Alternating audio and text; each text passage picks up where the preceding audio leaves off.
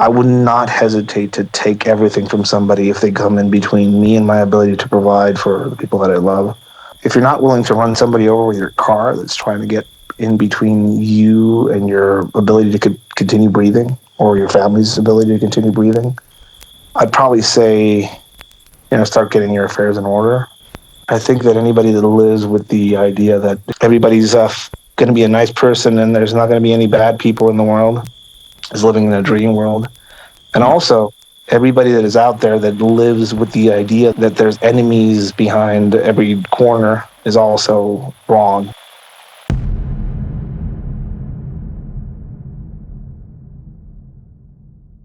Well, listen, Ed, again, I just want to say it is a real privilege to have the opportunity to speak with you. I was really looking forward to chatting. And I mean, so something I'm really aiming for at the moment is I just want to learn from people who have something to teach. And I love to speak with people who have powerful insights about life.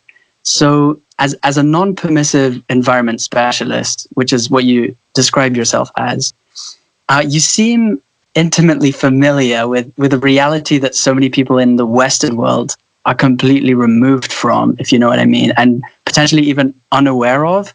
So how do you feel working in non-permissive environments? Well, I mean, one concept that I think escapes a lot of people, and when I say a lot of people, I mean a lot of my brothers, and I consider them brothers. Anybody that's been through conflict, war, anybody that's been through abusive relationship, anybody that has some sort of trauma in their past, anybody with a history of violence, there's a certain kinship that I think I share with most of these people.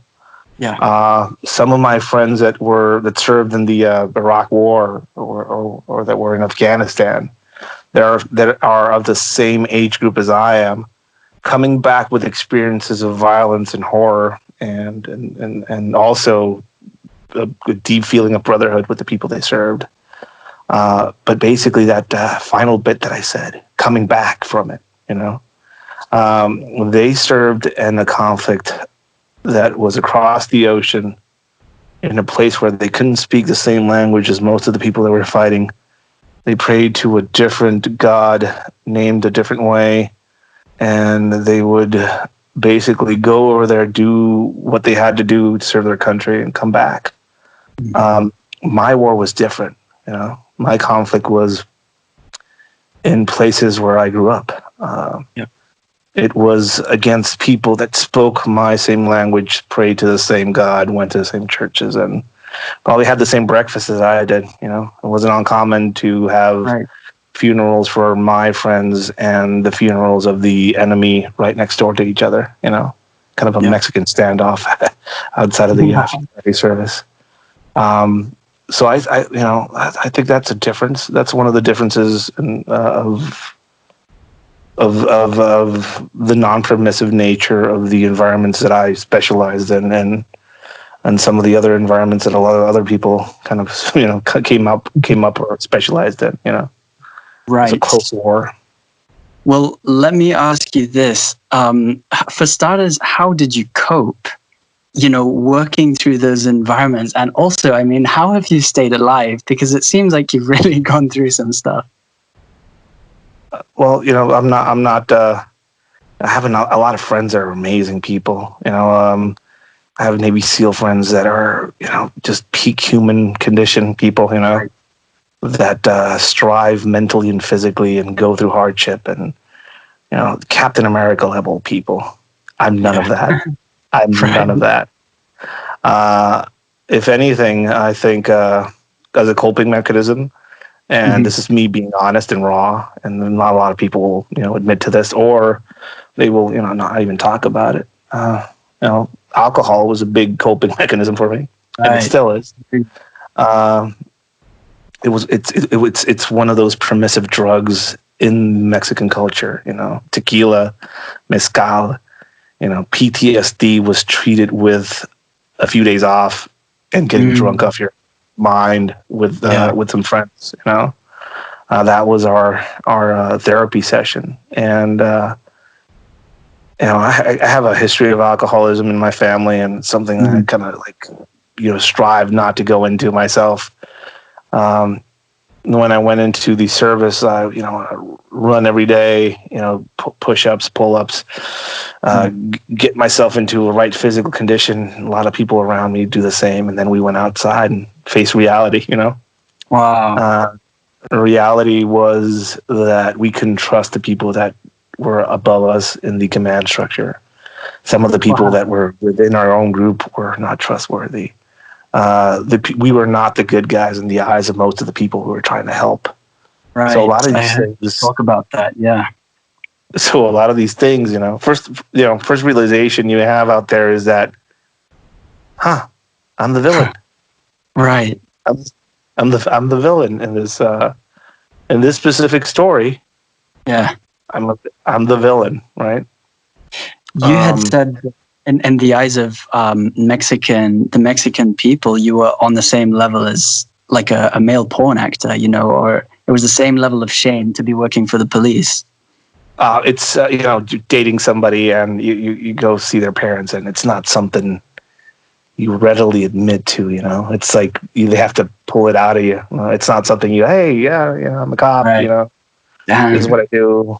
It's the thing you hide is the thing you're ashamed of. Specifically, that when I was in it at the start, it was kind of like a thing you can talk about. And now, it's still something of a shame. Again, in the eyes of a lot of people, you are no different than the criminals. So it's again, you're the villain. But through all of this, with it's hard to trust people that you work with. It's hard to trust the people above you. How do you find the I don't know, like where does your drive come from to carry on in that line of work when you're there? Shared suffering, I think, is probably the key. And you see this in kids coming up in an abusive home. You see this in criminals suffering through imprisonment and stealing together, going hungry together. I was surrounded by a lot of villains that worked with me, but they were my villains. We were part of the same villainous team. After a while, you realize it's not about the fight against somebody else. It's about the fight to stay alive as a group. It's about the fight to keep each other safe.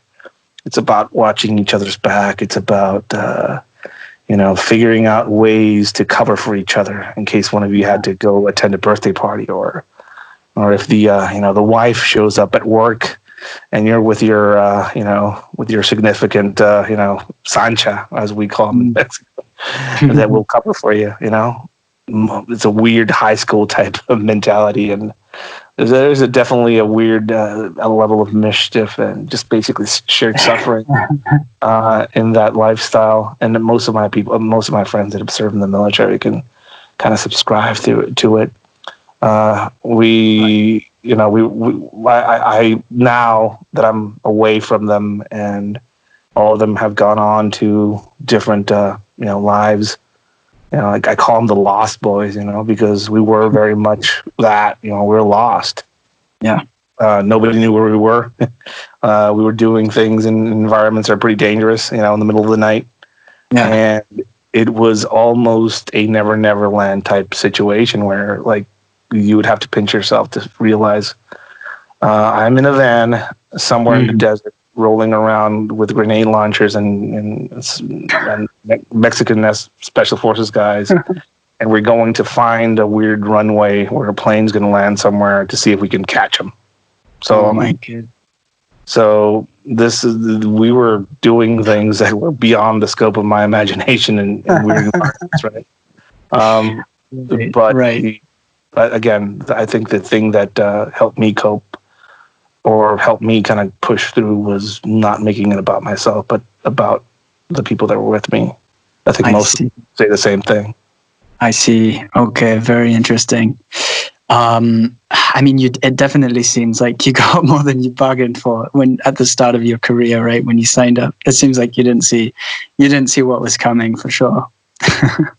No. You always have an expectation of something, and I always kind of make the analogy of signing up for a yoga class and then having it turn into a jiu-jitsu class, not really. It's I thought we were going to be doing, government work and be supervised and have a clear understanding of who the enemy was and everything like that. And now you're a van in the desert with spec ops. I'm in a van in the desert with guys that some of the guys that I used to work with were the people that were around for the initial inception of the Zetas. Wow. Okay. And they were the only reason why they didn't go into that line of work is because they were not there when the offer was made. They were on leave. Oh. And I'm rolling. Wow. And I would roll sometimes in the desert with some of these people. We would work in conjunction with some of these people, and that was some surreal stuff. But it's one of those things where everybody goes off somewhere when they close their eyes when they're trying to remember things from the past. Yeah. Interesting seeing how some of my friends will remember the cold, moon-like desertscape somewhere in the Middle East. Yeah. Yeah. And I kind of have some of that. Usually for me, it's a amazing Baja black sky with a bunch of stars on it, with the beach, the sea on one side, and the High Sierra on the other, in the middle of Baja. That's kind of like my mental dreamscape when I go to in the back of this truck. Wow. It's very evocative. Yeah. You mentioned. Sorry, keep going. It's one of those mental places where I go. Everybody that I've met that has some sort of experience, combat experience, stuff like that, usually has like a place where they go to. That's kind of mine. Right. Yeah. I see what you mean. You mentioned the Zetas earlier. So from what I understand, that one of the most brutal, one of the biggest, at least, cartels in Mexico. Is that fair to say? They were. They're not. Okay. So the Zetas were basically a group of Mexican SF guys, Army SF soldiers. That turned into a cartel. Cartel basically told them, like, we need you as bodyguards. I see. Then they turned into enforcers, and then they realized they could do all of it themselves. So they turned into a cartel group. They turned into their own specific cartel group. A lot of the people that were in the original Zetas are of the generation of the people that later on trained us, and some of them were actually the guys that worked with us. So, wow, it's a weird. They're basically probably. I was probably 3 to 4 years separated from that whole thing as far as when they went off and did their thing. So a lot of my instructors were from that generation of people. So your position fascinates me because you have this first person insight into this crazy world that it's just insane to me how, for starters, with regards to cartels specifically and cartel violence, there's something I've been wondering that maybe you have some insight towards, is why is cartel violence so brutal? Because it seems like a particular breed of violence that, it just makes me wonder where that came from, how that evolved, and why cartel violence is so extreme. Well, I have an opinion about that, and it may be, I'm not a scientist, I'm not a researcher. Well, I am a researcher of a sort and a collector.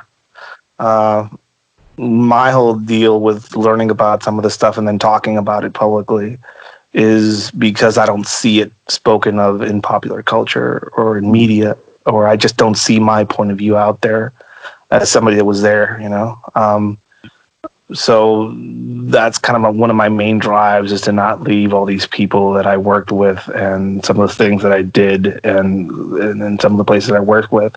I don't want to leave all that without a voice, I see.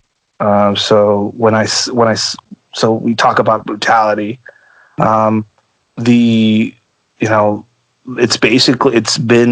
It's been that way throughout Mexico's history and before Spanish times. There's definitely something to be said about some sort of, biological memory that happens or that is kind of infused into the culture itself. There's an Aztec god that the name escapes me right now, but if people look on my Instagram account, they'll see a picture of him. He's basically a god of a flailed skin. Wow. He's a god that wears the skin of a flailed man, which is basically the skin of somebody else, right? And he is he's a god. He's venerated, right? And there's a certain element of that kind of skinning people, sacrificing people, taking people's hearts out of their chest, and doing in brutal ways as a symbolic domination, spiritual thing. There's a lot of people out there in my culture that want to kind of gloss over or make palatable some of the old pre-Columbian culture in Mexico. We were brutal people, and we still are. I don't apologize for any of it because it's not my place. I actually appreciate and try and absorb that part of my culture. Now you move forward in time, and there's people skinning other people alive as a torture method. Yeah, which ritualistically taking people's hearts out of their chest when they're alive as a way to send a message to a rival criminal group. Yeah. People being skinned alive, people being their face being peeled off when they're alive, videos of this kind of being put online, and then later on inspiring a whole slew of videos from ISIS on the Middle Eastern side. So we're not only producing a weird torture culture online, we're actually exporting it as a means of delivering terror to people virtually through the computer.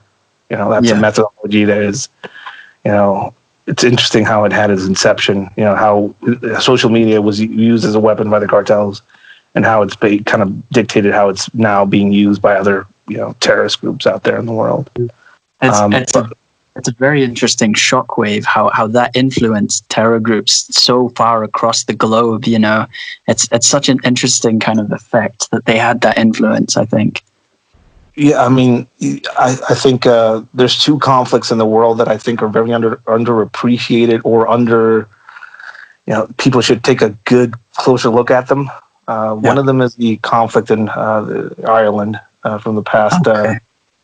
That's one of the conflicts that I kind of study a lot, and it's one of the conflicts that we actually looked a lot personally when we fought our own war during my own time in Mexico, because we saw a lot of parallels with how they were doing things.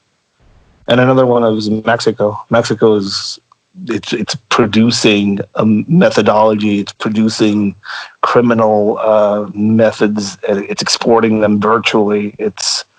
People are coming up with new and different ways of doing horrible things to each other in Mexico, and I don't think people are kind of paying attention to it as much as they should. Maybe popular culture is going to bring some of this into the forefront, but then somebody like me or some of the people that I used to work with see some of the depictions of what happened in Mexico in popular culture, and we just roll our eyes.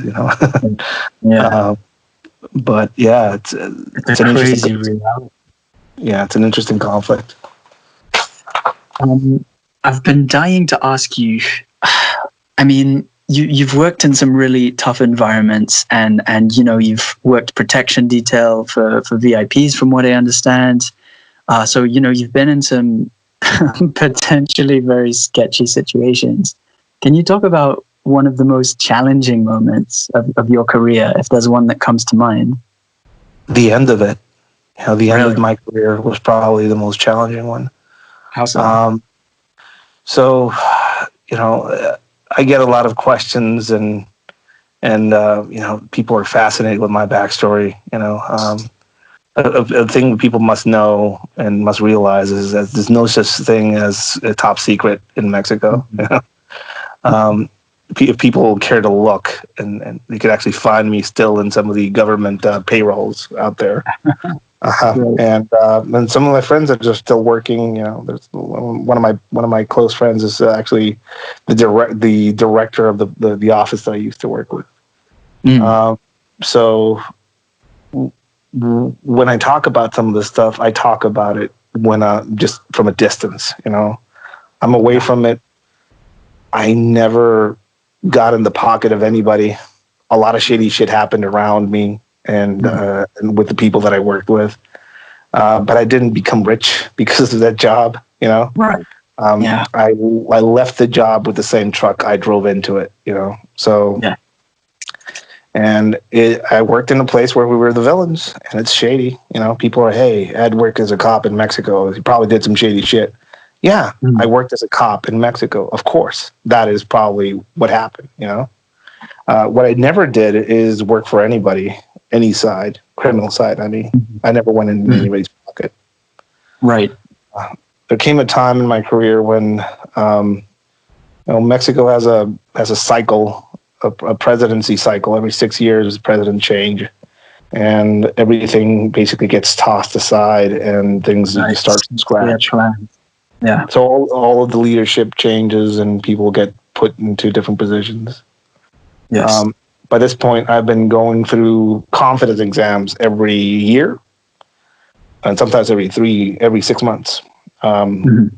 Basically, these exams involved polygraph exams, financial investigations, FBI background checks, house visits, psych evals, just to see if we were on the up and up. You know, all of us went through it.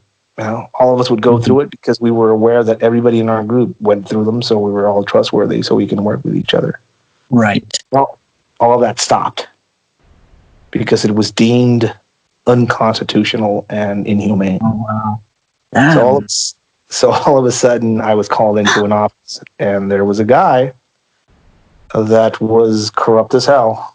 That was previously under investigation for a bunch of other stuff, who is now being tasked as the new director, and basically offered me, you know, you want to work for us? And when he said, I said, you know what? Let me go to the office. I need to think about it. And he said, don't take too long, you know. Yeah. I handed all my stuff in and resigned that same afternoon and left everything behind. That was probably the most challenging part of my career. Had you planned to do that? I always had one thing you learn quickly in that line of work is you always have an escape plan. So you're always ready to, you know, leave things, right? Wow. I had some sort of planning. I was actually planning on doing that, leaving the job, not then and there. I was 2 years out of figuring my way out of it, but I had to decide quickly. You know, that same night I was, you know, locking up my apartment and leaving a few notices and just leaving. You know? Wow. And so that was tough. It was tough because of the people that I had to leave behind when the people that depended on me at work. Yeah. You know, I was leaving a position of leadership that I had. I was leaving, you know, people that I worked with for 12 years there. I was leaving a career that I thought I was probably going to retire from, you know. Leaving everything I know because I knew for a fact that if I had said yes, probably not be here now. You know, because people that said yes that were there are not here now. So you might have answered partly what I was going to ask you to follow up. How did you keep a moral compass through all of this? How did you not end up in someone's pocket? Before I went into that line of work, I grew up as a skater kid. You know, I grew up in the whole skater punk culture. My mom was a pretty big influence on my life, so she was a very Catholic, almost a saint type of figure in my life. So she was very much the voice of guilt in the back of my mind at all times. I see. I realistically, I was when I went in because I didn't have a lot of choices in life as far as work goes. Right. But I quickly realized that I liked it. I like the risk. Yeah. I like being out there. I like being involved. Turns out I was good at it. I got I got a promotion really, really fast, and I liked it. One thing I think helped me out is that I wasn't greedy, so I didn't need a lot. I'm perfectly content with with a place to sleep, eat, and things to do. I see. Okay, makes sense. And that's one of the things that kind of kept me straight. Yeah. Another thing that kept me straight is all the all the confidence exams that they would put on us constantly. That kept me straight as well. I have some documentation of me receiving training in Coronado on the U.S. side of things. Something that's not easy to do, and something that's not, as a Mexican law enforcement agent, it's pretty out of the ordinary. And they put me through a bunch of hoops to be there. Cool. So my confidence, my confidence as far as documented me being trustworthy as a government agent is documented because I had to have it to be able to work where I worked. Later on in life, I actually got the job of heading up security for a governor in Baja. Again, the main thing they wanted from me was to be trustworthy because I was basically replacing somebody that got caught up in cartel ties. So I have always been under a microscope, and realistically, again, never greedy. I rode the same truck that I rode in when I went to work. Yeah, right. I just never had any sort of expenses. No real. I don't know. Maybe if they got into me somehow. I don't know. I was never put in that position until the end. So. And then you left. So you now spend a lot of time training people and educating people about basically personal security. What's I know this is maybe putting you on the spot, but what's your top non-negotiable advice when it comes to personal security? Wow, that's a pretty good question. Intention, I think. Really? Intention is probably my advice for people.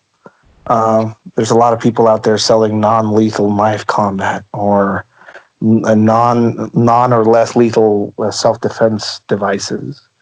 If you're not willing to run somebody over with your car that's trying to get in between you and your ability to continue breathing or your family's ability to continue breathing, I'd probably say, start getting your affairs in order. And if that actually happens to you one day, just lay yourself down.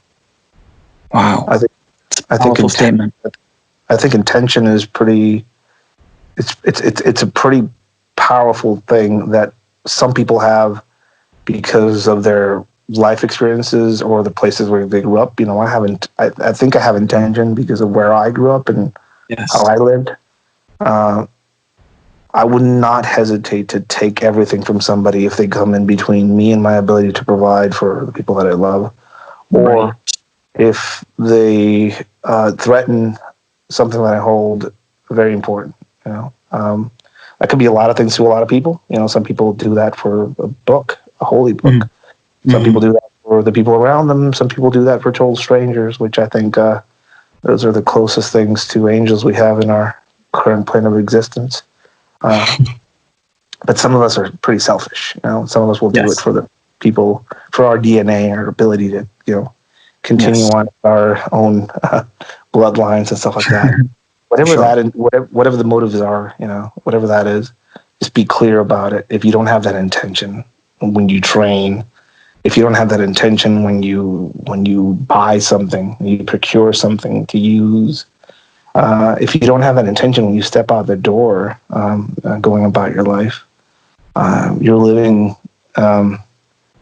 dangerously, I think. You know, Wow. some people think the counter, think about it in the counter form. Yeah.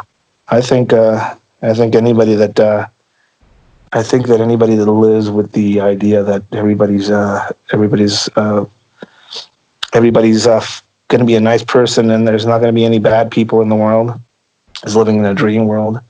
And also, everybody that is out there that lives with the idea that there's enemies behind every corner is also wrong. You know, I see. Right. people So are you have not to find. going to be against you. Mm, People are for themselves. mm, People are not against you. People are for themselves. And when you find out what if people are for themselves, then they're going to look for ways of taking advantage of you to what's going to benefit them, right? Or their people or whatever. And then you realize you're the same way. I think when you have that inception moment, that red pill moment, where you realize you are both the hero and the villain in the great story of this world. right. It's all a matter of perspective. Yeah, I think that's when you realize, you know, how that's the history of the world right there. Yeah. Yeah. I can't disagree with that. Bouncing off what you just said, it seems like you understand more than a lot of people just how much can go wrong. And as someone who, I mean, you've spent time in North America, you've spent obviously a lot of time in Mexico. So you understand North American culture and Mexican culture. What would you say is a big difference in attitudes between Americans and Mexicans, generally speaking? Entitlement. Really? Yeah. Wow. I mean, and this is, and now I'm not going to talk about it as externally anymore because I live in the U.S.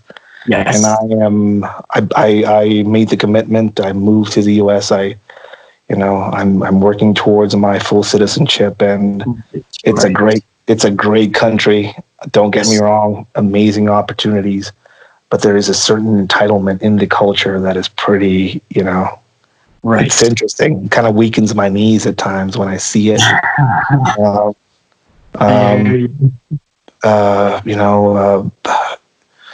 People complaining about getting sick from the water in a foreign country. Mm. Hey Ed, what's this Revenge of Moctezuma when you go to Mexico? Like this coming from people that bathed in drinkable, potable water. Yeah. Uh-huh. And they're complaining about why they can't drink water in Mexico, or basically, why they get sick off it. Right. That is an interesting cultural thing. I'm not generalizing it, but people in the U.S. have it pretty amazingly when it comes to life. Every now and then I get into discussions with people that talk about poverty in the U.S. I don't think the U.S. knows true poverty. Right. And I've seen true poverty. Right. I have actually experienced true poverty myself. In Mexico, you won't see overweight homeless people carrying around smartphones. Right. That's just not right. You've witnessed a deeper extreme. You've witnessed that deeper level. Yeah. I think the they have that attitude, but again, and I'll also say this: they also, and hopefully one day I will be part of that. They also, have an altruistic streak through deeper parts of that culture that is rare to see in this world. Mm-hmm. And sometimes for me, it's kind of off-putting because I don't come from a place like that. Right.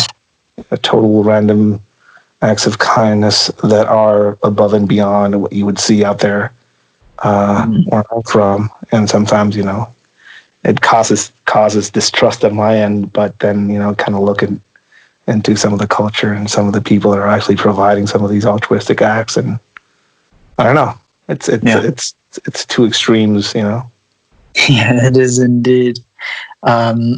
over the course, I mean, I want to ask over the course of your career, but maybe especially in recent times, over the course of the past, let's say, 5 years, what's one of the most valuable lessons that you've learned? What's something that strikes you as a particularly valuable lesson that you've learned recently? Sometimes we need to let the world end. It's probably one of my most interesting, newer lessons. How do you mean that? The current pandemic, the current situation with the virus. You know, I come from a place where my world has already ended a few times, and when I say my world, I mean, you know, the world that I grew up in the 80s, where everything was safe. You could go out at night, do stuff, and then, you know, violence started hitting the city that I grew up in. You know, the place where you can have a business in the city and you won't get extorted or kidnapped because of it. You know, yeah, that world ended. You know, a place where you can work and do law enforcement and try and figure out how to make a better place than the place you first found. And then all the people that were in charge of it went away, and that world ended. You know. Mm-hmm. And realizing that there are things in this world that you can't stop, you know. Right. Okay. As an individual, I wanted to stop the place that I grew up into turning into a hellhole. You know, that was a true intention of mine. I succeeded in slowing it down with the people that I work with. I succeeded in that, but currently there's 7 to 8 murders a night in that place again. Insane. People are right now in this world wearing masks, shutting themselves off from society under government mandate to try and combat a virus that will eventually go through the whole of the world population. And everybody that will die from it will die from it. Point or another. People are trying to stop the end of the world at the moment, which I think is unreasonable. Wow. I think mindset-wise, coming from somebody that's survived a few apocalypses, I think mindset-wise, people should be focusing on how to live in the new post-apocalyptic world. Yeah. Prevent the world I love that take. Yeah, that's a fascinating take, I think. What do you enjoy most in life?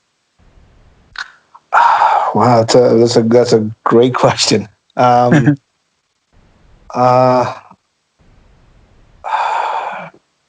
now, I think being a father is probably the thing I most enjoy in life. That's a great answer. Experiencing things again through those eyes is probably it's probably my favorite thing. What's that like? I think there's a certain fear when you expose those new eyes to something that you liked, and you're kind of worried they won't like it. You know, it's kind of like you know, like skydiving blindfolded, I think. Yeah. And I don't know. You know, I was in, you know, have this mental image of me preparing somebody to visit an island that I will never get to see, and putting them on a boat so they can row themselves there. I think that's a good analogy of being a father. That's scary as hell. Yeah. You're afraid you're making mistakes. You know, am I teaching my kid how to row correctly? I think that's a beautiful metaphor. You know, I've never heard it put that way before. Yeah, it makes sense. That's probably my favorite thing ever. Are you excited about the future? I would lie if I say I'm not afraid. You know, I think, but I think anybody and everybody that's been asked that question would say there's a bit of fear there. So there's also some excitement. I'm not part of the normal segment of the population. Right. I actually thrive in crises. Yes. I was actually going through a little bit of a depression before this whole crisis came along, and now I'm just back to normal in a way. Yeah.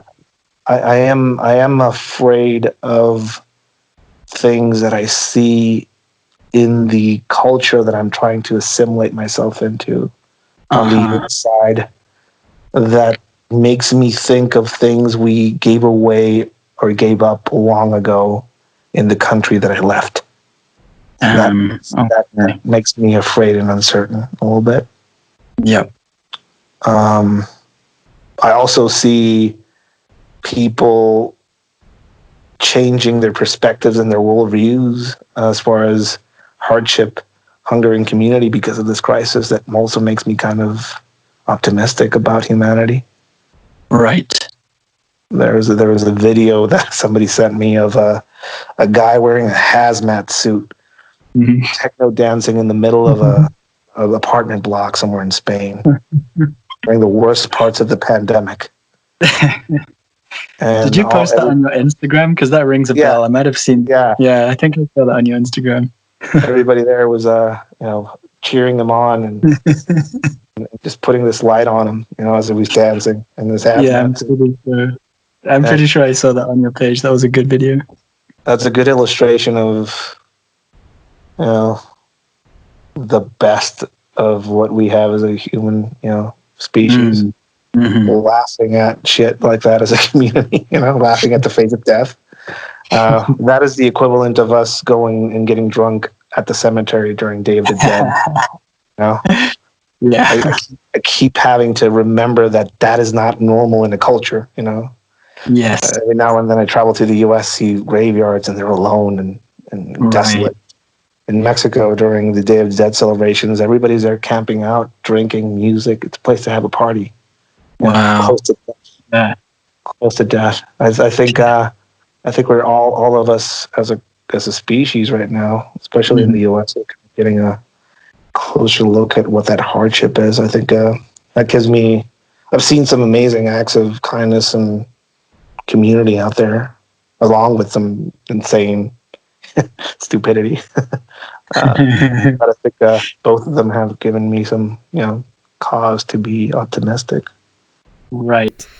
It fascinates me to see who thrives during a moment like this, a period of crisis like this. It's fascinating to see who thrives, what businesses, grow and thrive, as opposed to who doesn't.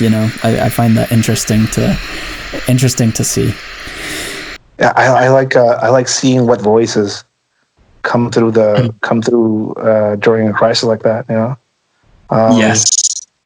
There's the doom and gloom voices. Yes. Get ready, hunker down, prepare. There's the memes that come out of it, which are probably. I think this is the best time for online memes in history. In the history of memes. Yeah. I think that's a great, amazing. I don't know. It's like we're the collective human consciousness has developed these antibodies for stress and depression in the forms of memes. Well, if you don't laugh, you cry, right? Yeah, that's good medicine, and and how we virtually, basically all of our friendships are now online. Got kids going to school online, you meeting your friends online, and basically people following other people's lives along online. I think seeing the voices of worry, that's interesting. You always have to have a little bit of that. Yep. But also seeing people thrive, and also just calmly talking about, this is nothing new. 100 years ago, we had something, if not the same, worse. Yes. this is just our turn to get kicked in the balls. That's all it is. Pretty much. So I follow you and your content, and you have a very visceral aesthetic. You have an Ed's Manifesto brand. It's like a distinctive kind of aesthetic that you've got going. And I noticed that you're starting a fiction project. What are your plans with regards to writing fiction? Is it something you've been wanting to do for a while? Is it something you want to develop? Is there a book in the works? Tell me more about that.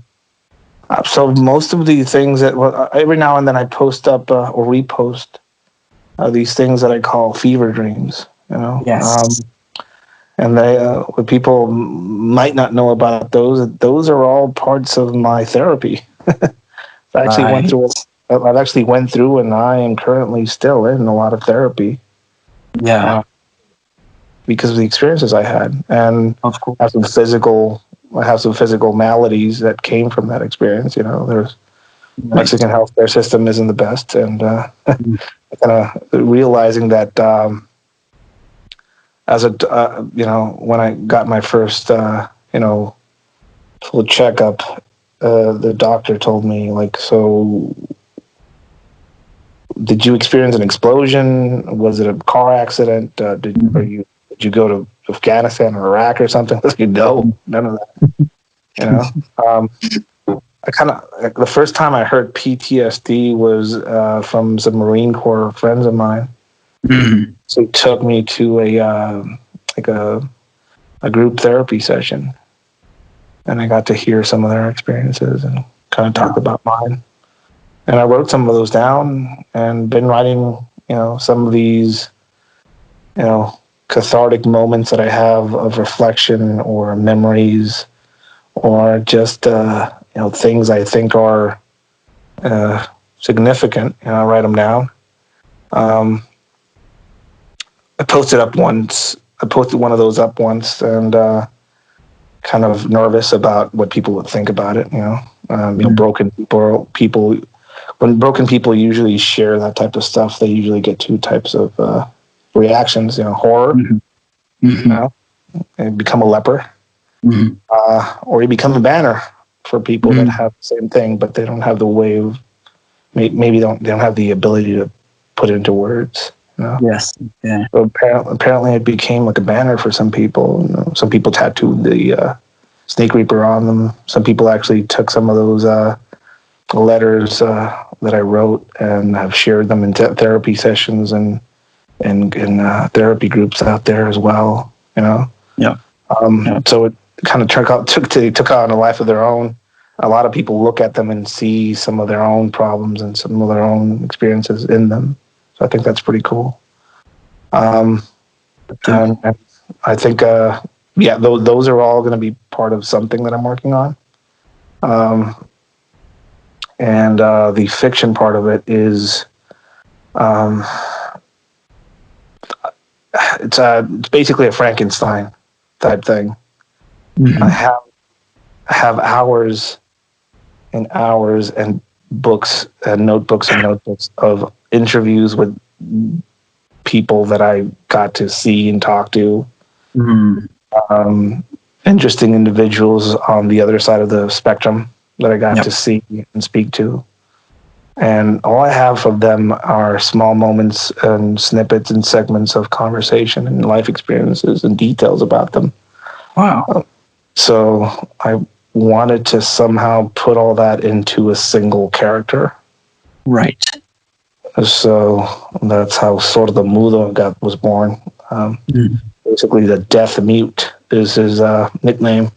Most cartel guys have a nickname, and so I gave mine the Death Mute tagline because one thing I heard from a very high level cartel guy that I got to speak to in detention was he said, "Well, I have the best attributes of somebody that is involved in my profession. He's a hired assassin, basically." Mm-hmm.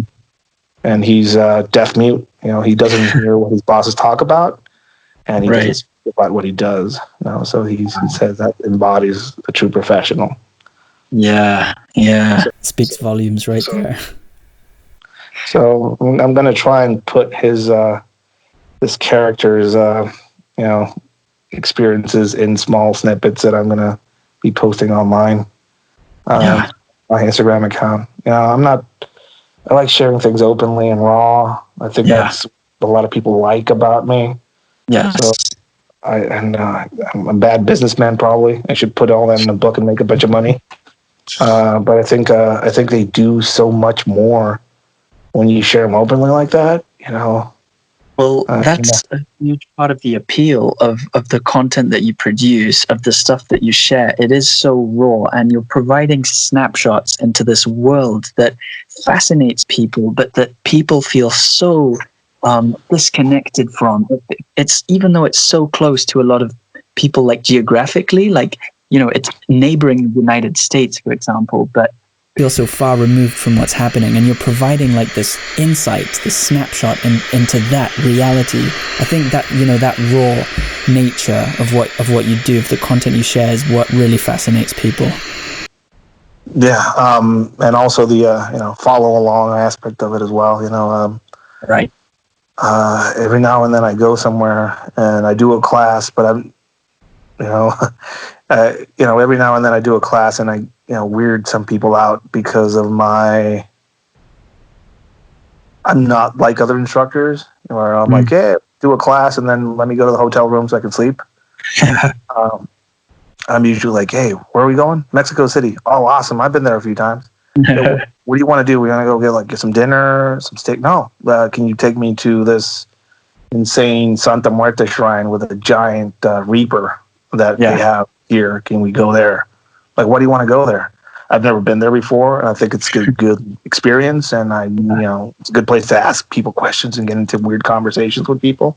And I like people following me along on the feed for that type of thing. I went down there, and outside of the shrine in Mexico City were two federales, former students of mine, outside.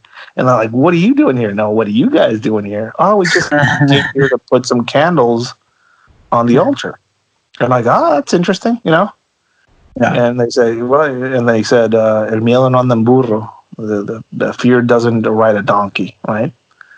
That's a Mexican saying.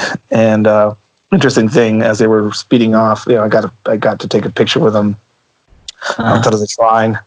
On top of the truck, we can handcuff you to the truck, but we know you're going to get free. So I think, yeah, come on, just let me take a picture with you guys. I took a picture with them in the truck, and then got off the truck and walked inside. And inside was the head of meth distribution for Mexico City, openly venerating, and the mental aspect, or these, the fact that they are both sides are praying to the same deity, right? And this guy was there, and the guy that runs the shrine is there. So they approached me like, "Who are you?" I was like, "Oh, my name's Ed," and they're like interested in my why I know people, and they gave me a book about the shrine. And one of the guys there, like, "Oh, I'm sure you're wondering why the cops just left here and we're here and there's no problem." And I'm like, "No, I'm not wondering. I've already been in situations like this, so I know what's happening." and so you're aware? He said, "Yeah, I'm kind of aware. Yeah, death is on everybody's side." Mm-hmm. Death is on everybody's side. Yeah, death is on everybody's side. So it doesn't matter if you're a criminal or a cop or somewhere in between. She's on everybody's side. Yeah. So that's why they're both praying to the same same day. But every time I travel, I like bringing people with me and share some of those experiences. Even if they don't go out to a class, they're kind of hanging out with me as I go. Yeah. Yeah. So you have that different approach, basically, as a teacher. Seems like you have a more dynamic approach. I mean, it seems like you know your way around people, or you know your way around social situations. Is there a cool? Sorry. Social engineering and exploitation was, that was my bread and butter for years. Right. So the same things I apply in Mexico City, I go to places like Tennessee and do the same thing there. It doesn't matter where you're at. All that matters is the attitude you take towards people. Even language. People don't realize that I've been speaking English for only 8 years, and the amount of time I spent on getting rid of the accent is indicative of the type of work I did for a while. Okay, very interesting. What's a cool trick you can share about social engineering and what you've learned, in dealing with people? I think if you can convince somebody that they started the conversation instead of you, that's a pretty good one. Right. Case in point, untie one of your shoes and walk around. If you want to find somebody in the environment that can share a bit more about what's going on around you locally, untie one of your shoes, walk around and wait for somebody to tell you about that untied shoe. Right. And that's your entry into their lives as a conversation. Yeah. And that's a good way to gain a asset in the environment that is unaware that he's being utilized as such, because his guard's going to be completely down because he's convinced that he started the contact with you, not the other way around. Very cool. That's an example of something.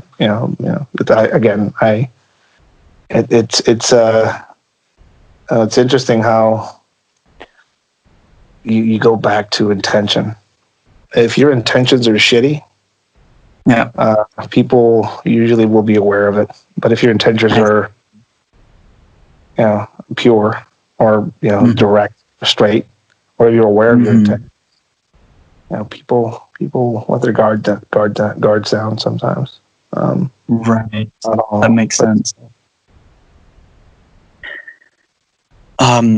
Ed, that brings us to right about an hour. So I know you're gonna have to bounce. Listen, man, it has been such a pleasure talking to you, honestly, and I have learned a lot hearing what you have to say, and I'm very grateful to have been able to ask you all of those questions. I feel like you provided me with a lot of powerful insights, and I feel like I've learned a lot. So really, thank you a lot.